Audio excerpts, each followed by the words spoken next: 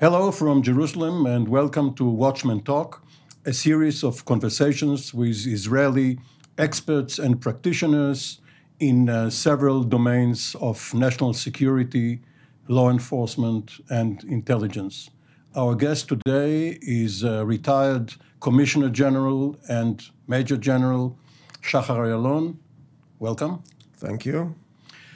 General Ayalon was a very senior police officer and then the Commissioner General of the Fire and Rescue Service and many other exploits which we will delve into in the next two programs. Shachar Ayalon, you were born not too far from where we are speaking now in Jerusalem. And your parents were both champion athletes. Did that contribute to the fact that you too grew up to be a leading sports figure in the Israeli youth team? Yes, that's for sure. I grew up in a family that deal with sport, and it was natural that I will choose one of the sports areas. Well, I chose, and I was good in running. I was a middle distance runner. My father was my trainer. He was my coach. And quite quickly, I began to be a national youth champion. And I was running in Wingate Institute, which was the main court for running middle distance competitions. And I was in the national team. 400 meters, 800, 1500? This is what we call middle distance running. Now, this career, or what was the beginning of a career, is what brought you to the Munich Olympic Games in September of 1972. What happened there? 72, there was a decision in the Olympic Committee and in the German government that they will host beside of the bachelor and the Olympic teams, youth teams, people that are going to be the next generation, and the next generation used to be or planned to be in Montreal, in the Olympic in Montreal. So they built a youth camp near the Olympic camp that all the youth delegations for all the world came to have the experience, to feel the feeling what is the Olympic Games, to be there and to be prepared, more prepared to the next Olympic Games. So in my results in running, I could run in the next Olympic Games. In the 1976 Montreal Olympics. That's right. But then came what people in Israel remember as the Munich massacre, the national tragedy of 11 members of the Israeli delegation being killed after being abducted by Palestinian terrorists. What was your personal experience in this event? Well, early in the morning, 5 o'clock, the police, German police, came and surrounded us, waked up us, and told us that there is a hostages negotiation situation in the Olympic village near to us. Well, at that night, approximately at 11 o'clock, we left our friends in the Olympic village at the dormitories. And after 6 hours, they waked up. And we, let's say 6 hours before, left the village. The hostage negotiation was a very bad treatment. And the 11 Olympic members of the delegation got killed. The day after, they stopped the games for a memorial convention there in the stadium, and it was a very sad meeting there. We sat on the grass there, and then we flew back home with 10 coffins, and we buried them in Tel Aviv in Kiryat Shaul. This moment really shocked me. And this was the moment when I turned from an athlete, a leading athlete, to on the way, I was 16, 17. Later, when I got to 2021, to terrorism or a terrorist against terrorism units and a fighter. So after your military service, there was a relatively new unit which was established in the border police as part of the national police. The acronym in Hebrew is YAMAM, which means a special counterterrorism unit for the border police. Or in English, it would be SWAT, Special Weapons and Tactics. And you were chosen to be a member of this unit. Right. This kind of SWAT that were established all over the world, in Germany, by the way, was the result of the knowledge and what happened in Munich. The German opened the GSG-9 unit in the border police. And after the Ma'alot, what happened in the north of Israel with hostage negotiation. Palestinian terrorists crossed over from Lebanon and took over a class from another town, visiting Ma'alot and sleeping in the vacant school. And many members were either killed by the terrorists or during the exchange with the commandos who tried to release them. That's right. What happened in 1974 is the government decided in Israel to put the internal security in the hands of the police and took it from the hands of the army. So the police established an anti-terrorism unit, as you said, the YAMAM. And in 1977, I joined this force. Instead of going to United States, study there, in some university they invited me as on the scholarship of a sportsman. I decided to change my career from sport to anti-terrorism and police officer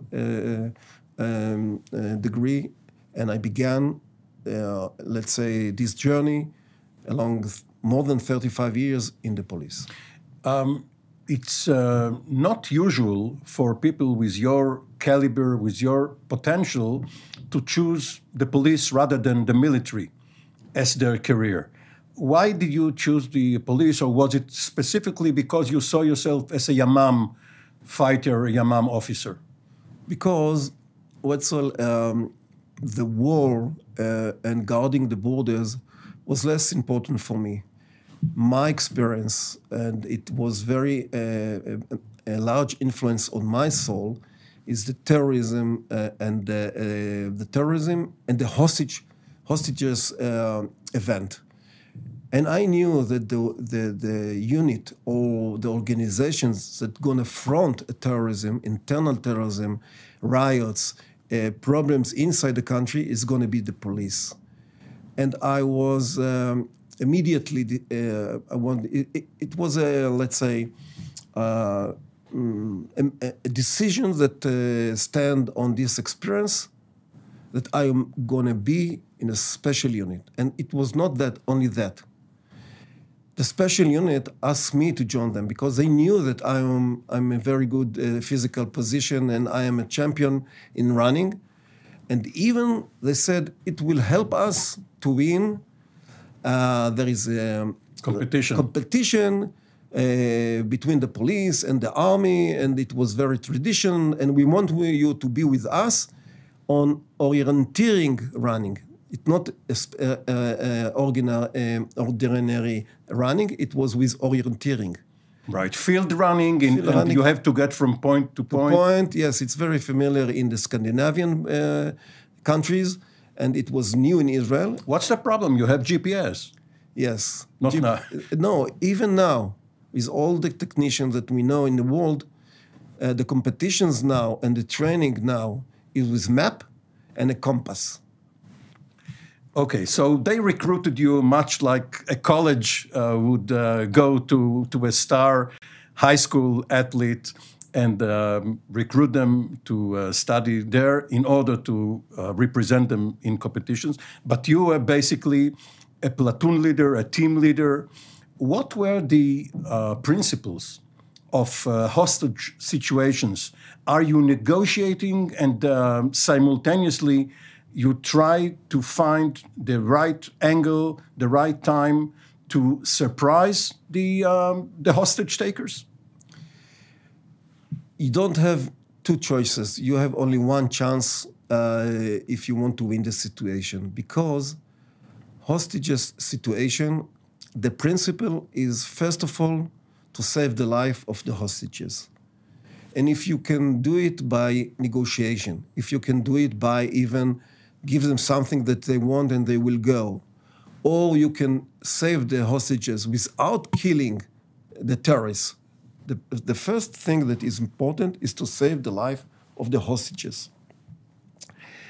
And you don't have many chances because it's very close between death and release, freedom and death.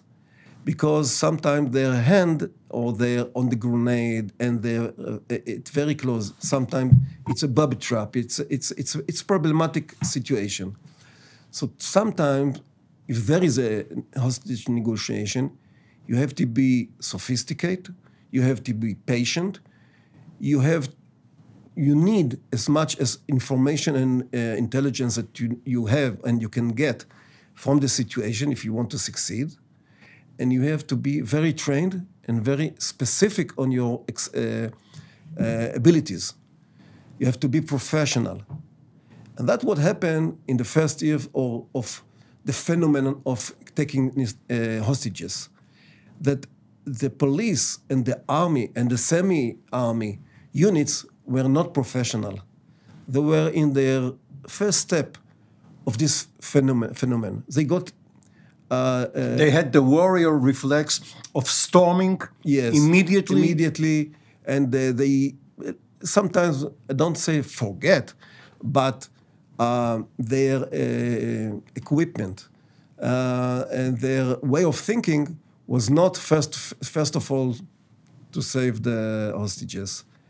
And these units all over the world begins to cooperate, to learn from every event.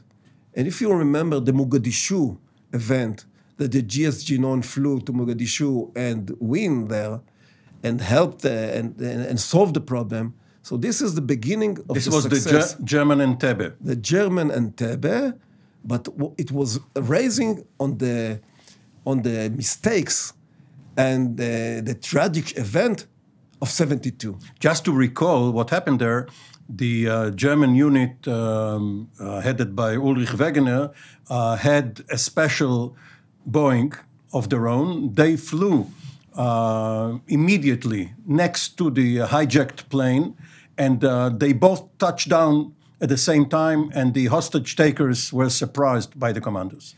That's right. You said that Ulrich Wegener was the one who commanded this unit and was even the establisher of this way of thinking, and it was very appreciated. And I remember, as the Israeli unit, we had a little bit old police cars. We looked in NVI on the Mercedes they got in the GSG-9 that can really run fast on the highway and the autobahns. And but now... Now, in the movies where you have the A-Team or Mission Impossible, you have squads where each member specializes in something: communications, explosives, lock opening, door breaking. What was the system in YAMAM? Well, the system is all over the world the same. You need people that are going to be specialized in breaching, specialize what we call with ropes. We call them monkeys that can climb, they can breach from the roof. We have people that are on the ladders. There are strong people that can put the ladders and climb fast. You need people that has the best eye and hands for snipers, and you need people that can really get the information or the intelligence about even engineers. Even you need expertise in every field that you can even imagine. So every squad have members that everyone, although he's in a general squad, has a special expertise.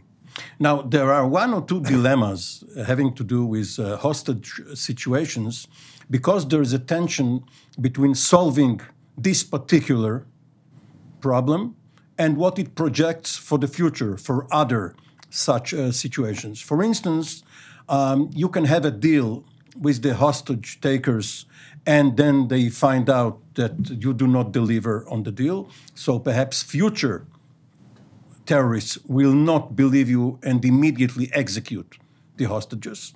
On the other hand, if you give in to their demands, you lose your deterrence, and perhaps you are inviting future hostage taking. How do you solve the tension between such principles? Well, these units, operational units, has to understand that this decision is not in their hand. See, this is a strategic decision, sometimes worldwide, and we are not we will not give up for terrorism. This is a slogan. But, you know, sometimes with money, not even by influence on the dispatches of these terrorists, sometimes you are speaking with someone behind the curtain. And there is a lot of going on that is with, you don't expose these meetings and way of thinking. But this strategy is, I will say, even in a level of political level. And this is very interesting because these elements involving with the operational abilities. Sometimes the politicals said, what is the percent of success in your action?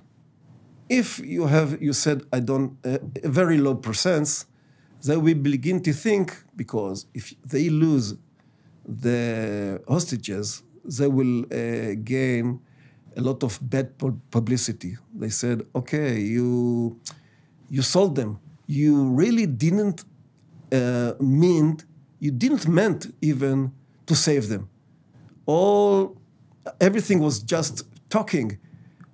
For prestige. For prestige. You meant to kill the terrorist in any position, in any cost. You really didn't try to save them. And the families and the relatives and the media will crucify them. So what's the percentage? Of course, it's only an estimate. No one knows. But if the commander of YAMAM tells the Prime Minister, the Minister of Defense, and the others 60%, 80%, is that enough, or do they want to know that it is close to 100%? I would say that if I was now in the position of a decision maker in the governmental level, 80% will give me enough confidence to go on that mission. 80% is very good percentage in such a risky task. Having watched several exercises, mock airplanes where YAMAM experts in split seconds go in, know how to shoot the hostage takers and not the hostages, which is, of course, one problem. This is very impressive. But it seems as if, since 1974, as you mentioned, many years have passed without such an incident. It is much like what happened in the anti-missile program, where Israel was attacked in 1991, invested a lot with American help in having an anti-missile system, and no missiles came in. Of course, there were rockets by Palestinians and Hezbollah, but maybe they were deterred by the fact that YAMAM existed. But isn't it too much of an investment, such an elite unit, all of them career officers, training day in and day out, with nothing to show for it? It's too much to put so much effort and money on this unit only for hostages negotiation situation. But first of all, it's like a baton.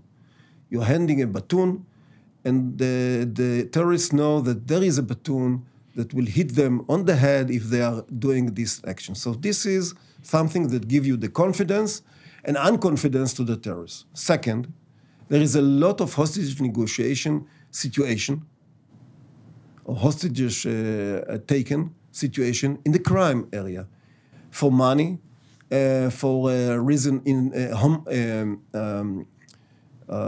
let's say domestic situation that you need these units. And this unit has so many skills that you can use them for other missions. So your question is a very right and justified question. It's very expensive to take this unit and just waiting for a hostages negotiation in the background of terrorism. You're right. But if you look on the whole picture and the variety of the missions that they can do and the excellence, because excellency and the ability take all the units around up and they lead them. And these units usually provide a very good and talented commanders to the other unit. Because in this unit, usually the people are young, till the age of 30, 35, 40. And then they want to go on with their career.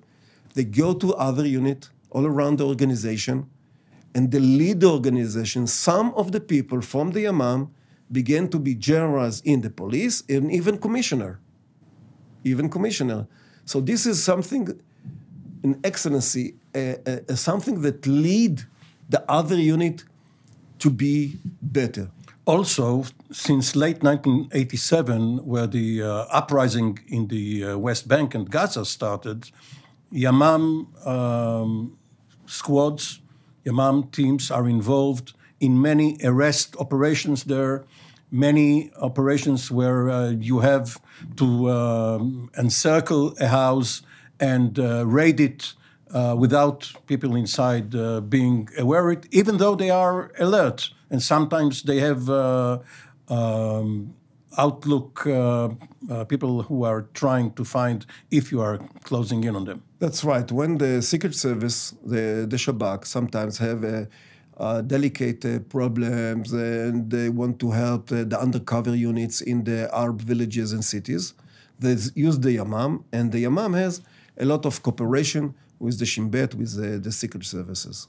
So this is an economy of force where the Shabak doesn't have a unit of its own because it's expensive, and it relies on the police to loan it YAMAM.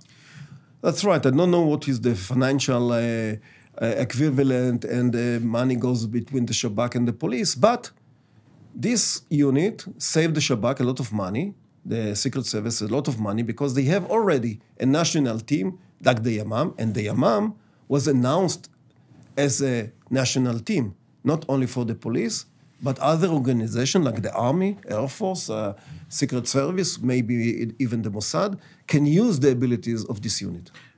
General Ayalon, in our next conversation, will focus on the police, but it should be noted in this regard that because of Israel's scale, now there are 9 million Israelis, but the country, of course, was much smaller, with a much smaller population. There is a tendency to have national organizations, national units, for instance, the forensics lab. You don't have one for the military, one for Shabak, one for Mossad, and one for police. The police happens to host this lab, and this also goes true for YAMAM. Well, first of all, because we have a small country, efficient country, sometimes a national, let's say, forensic laboratories or one unit can have a bottleneck, but it's very efficient. All the data, all the abilities and expertise in one unit serve all the organization in Israel. So I think that this system as a national teams and national laboratories and national unit and other organizations that serve the other one is good for Israel. It's good for Israel. It's easier on the computers, easier on the communication. Cooperation is better. And I think it's Homeland Security. It's better for Homeland Security and with the governmental other offices. So just to close this conversation and go back to the 1974 decision to take responsibility from what happens within the border, from the military and go to the police, you seem to think that it was justified. But when hostage situations arose in the territories, which one can either call Israel or not, usually the military decided to have its own unit operate there, and it was not always successful, rather than YAMAM. That's right. The army has its units, and the army is so big and so strong that he said, okay, we have the YAMAM, we always can call them, but as big organizations, it's better for us to have something in our pockets that we can draw it and use it. We know that it's not so qualified and experts like the YAMAM, but still, for our confidence, let's have a unit of our own. Well, you describe it as a rational decision, but we know that it's very emotional and sentimental because many of the veterans of these units then rise in the hierarchy to become decision makers, and they decide that the military will do it. General Shachar Ayalon, we will have another conversation on police, homeland security, fire and rescue soon. Thank you very much for the time being.